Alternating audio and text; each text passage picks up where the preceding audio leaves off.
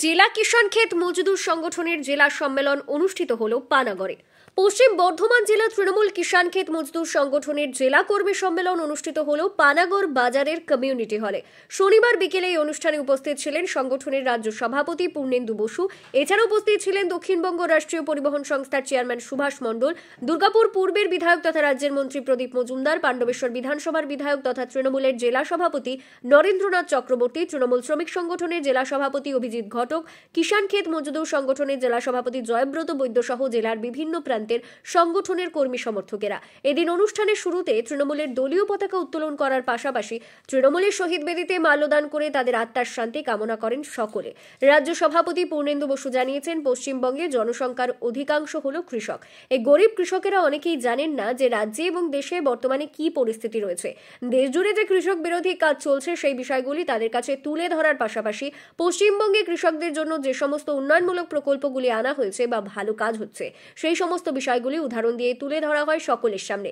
তিনি বলেন, এই সম্মেলনের মাধ্যমে কৃষকরা যাতে বুঝতে পারে 34 বছর শাসন করা কৃষকদের ও শ্রমিক বিরোধী যে রাজনীতি করত মমতা বন্দ্যোপাধ্যায় তার মুখোশ খুলে দিয়েছিলেন। মমতা বন্দ্যোপাধ্যায় এত বছর ধরে শ্রমিক ও কৃষকদের স্বার্থে যে কাজ করে চলেছেন তার সমর্থন শ্রমিক কৃষকরা মমতা বন্দ্যোপাধ্যায়কে দিচ্ছেন।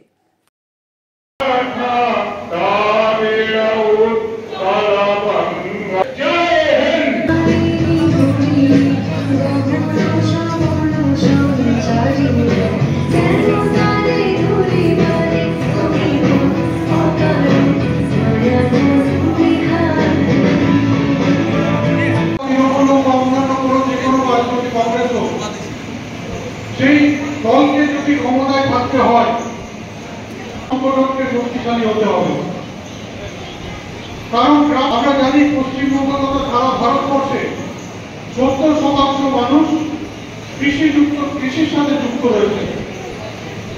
তাই মমতা বন্দ্যোপাধ্যায় কৃষকের প্রতি অনুরাগ, কৃষকের প্রতি লড়াই, দিল্লিতেও যখন বিজেপি সরকারের বিরুদ্ধে সারা দিল্লি অবরুদ্ধ করে ভারতবর্ষের কৃষকরা যখন লড়াই ঘোষণা করেছিল তখন একমাত্র মমতা বন্দ্যোপাধ্যায় নিজে যে প্রতিনিধি দল পাঠিয়ে এই লড়াইয়ের সঙ্গী হয়েছিলেন। তাই প্রধানমন্ত্রী দেশের এত সমস্যা, বছরে 12,000 কৃষক আত্মহত্যা করছে, সেই কৃষকদের জন্য ভাবার তার সময় নেই। সে পৃথিবীর দেশে দেশে ঘুরে বেড়াচ্ছে এবং শুধু ঘুরে বেড়াচ্ছেন না, তার জন্য খরচ হয়েছে 297,97,08,004 টাকা। এই টাকাটা যদি আমাদের দিত তাহলে কৃষকদের জন্য আমরা আরো অনেক বেশি বেশি কাজ করতে পারতাম, যে কাজ আমরা করতে পারছি না। এরকম অনেক কাজ আছে যেগুলো আমরা বলছি এগুলো কেন্দ্রীয় সরকারের কাজ। কেন্দ্রীয় সরকার এবার বাজেট করেছে, সেই বাজেটে আপনার সব থেকে বেশি যেখানে টাকা থাকার কথা সেখানে সেই টাকা বরাদ্দ করে। থেকে আমরা যেটা বলতে এসেছি, এক হচ্ছে যে আমাদের জনসংখ্যার বেশিরভাগটাই কৃষক।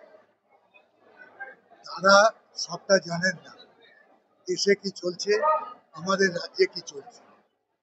দেশে যে কৃষক বিরোধী কাজ চলছে এইটা তাদের কাছে তুলে ধরা, তার পাশাপাশি আমাদের রাজ্যে যে কৃষকদের সব থেকে ভালো কাজ এই রাজ্যে হচ্ছে উদাহরণ দিয়ে দিয়ে সেইগুলো তুলে ধরা। এইটা ছিল আমাদের আজকের এই সম্মেলনের প্রধান জায়গা। আমাদের কর্মীরা তারা যাতে এটা বুঝতে পারেন এই সিপিএম এর 34 বছরের যে সুবিধাবাদ এবং তাদের যে শ্রমিক কৃষক বিরোধী রাজনীতি, সেইটা মমতা বন্দ্যোপাধ্যায় তার মুখোশ খুলে দিয়েছে এবং মমতা বন্দ্যোপাধ্যায় শ্রমিক কৃষকের স্বার্থে এত বছর ধরে কাজ করছেন, শ্রমিক কৃষকের সমর্থন পাচ্ছেন।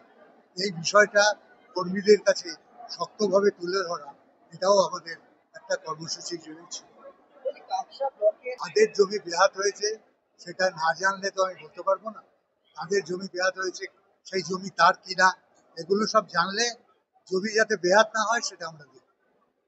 দেখুন, আমি তো বক্তব্যের মাঝেই বললাম যে মমতা বন্দ্যোপাধ্যায়ের লড়াইয়ের যে পরিবর্তনের সকাল হয়েছিল তার সঙ্গী ছিলেন কৃষকেরা। হ্যাঁ, সিঙ্গুর ভাঙড় থেকে এই লড়াই শুরু হয়েছিল, সারা বাংলায় এই লড়াই ছড়িয়ে পড়েছিল। সে সময় সঙ্গী ছিলেন পূর্ণেন্দুদা। আর সেই পূর্ণেন্দুদা উপস্থিতিতে আমরা বললাম যে পশ্চিম বর্ধমানে আমাদের লক্ষ্য নয়, বিরোধী শূন্য করে পশ্চিমবঙ্গের 9 জন বিধায়ককে কলকাতা পাঠানো, দিদির পাশে দাঁড়ানোর জন্যই আমরা সেই লক্ষ্যে লড়াই শুরু করেছি। দেখুন, দিলীপদা প্রাক্তন সাংসদ এবং বিরোধী দলের বড় নেতা, তার মহিলা সম্পর্কে এরকম অশালীন মন্তব্য না করাই উচিত। তবে এটাই তো বিজেপির কালচার।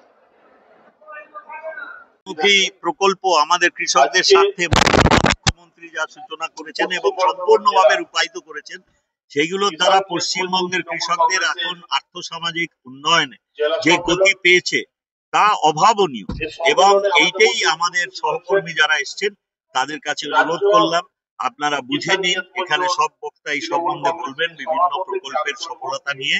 সেইগুলো মনে রেখে আমাদের কৃষক ভাই বোনেদের পাশে গিয়ে দেখতে হবে তারা যাতে কোনো রকম প্রকল্প থেকে বঞ্চিত না হন। যেখানে অসুবিধা আছে সেখানে উচ্চতর নেতৃত্বকে জানাবেন বা আমাদের সংগঠকদের জানাবেন, আমরা ঝাঁপিয়ে পড়বো সেখানে। আর সকলকে স্মরণ করিয়ে দিতে হবে যে কি কি প্রকল্পের মাধ্যমে ওনারা কিভাবে কালকে দেখা গেল যে দিলীপ ঘোষ বলছেন ওইখানে, দিলীপ ঘোষ বলছেন কি এটা আমার বাপের জমি, ওটা আমি পয়সা দিয়েছি, এটা নিয়ে কি বলবেন? এটা নিয়ে শুনুন, এখন যত পাগল যা কিছু বলবে সবকিছুর মন্তব্য করব? আমরা কাজ করি, আমরা ওইসব কাজ কি কথাই মহিলাকে বলেছে।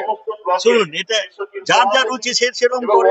দেশে তো আমরা তো বাক স্বাধীনতা পেয়েছি এবং এই রাজ্যে সকলকে দেওয়া হয়, এখানে গলা টিপে ধরা হয় না। যে যা ইচ্ছে বলে যাচ্ছে, মানুষ তার বিচার করেই তো এদের ক্রমশ হ্রাস হচ্ছে। সিপিএম কত কি করেছে, আজকে তো শূন্যে ঝুলছেন ওনারা, মহাকাশে ঘুরে বেড়াচ্ছেন, বুঝতে পারছেন না কবে জলে পড়বেন। ঠিক আছে।